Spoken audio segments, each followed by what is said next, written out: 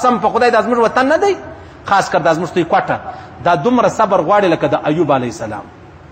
دا روډونه دا سړکان دا نالۍ دا اوبه دا ګیس دا بجلی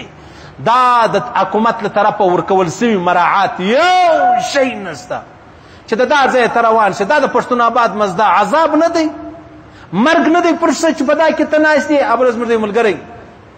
قندهار سره راغلی سپین ږیری سړی ډېر مشر زما پخوانی مقتدی و انا بیا مې ویل مال څنګه یې ول الحمدلله راغلی یم د قندهار څخه بیا داسې ولاړم پښتون آباد ما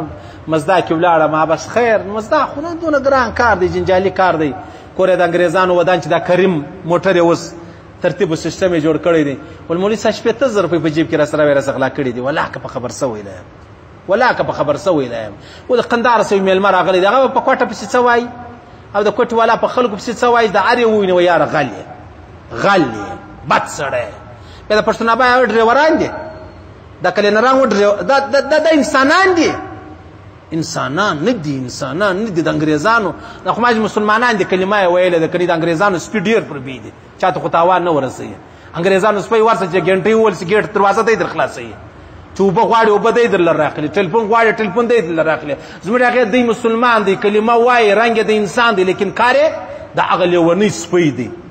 د سپین ږیری سړی راغلی دی ته دا په مزدا کې ورسره کښېنستې تو خدای ډریوره کلینره ته دا نه پېژنې چې دا غل دی هر ورځ پر دا چوک راخېږي چې پېژنې بیا ولې راخېږې ولې دا خپل ګراکان پشلی ولې دا خپل سواریان چې دی هغه پشلی بیا سپین ږیری مشر سړی دی کم سے کم سړی خیال وساتي ها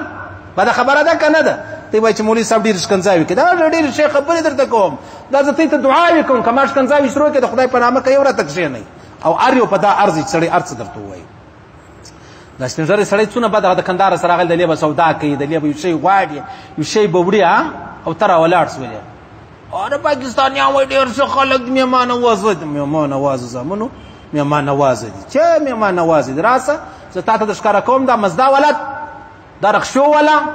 ته هلته چې په دا تړو سره ناست دی وګوره یاره څه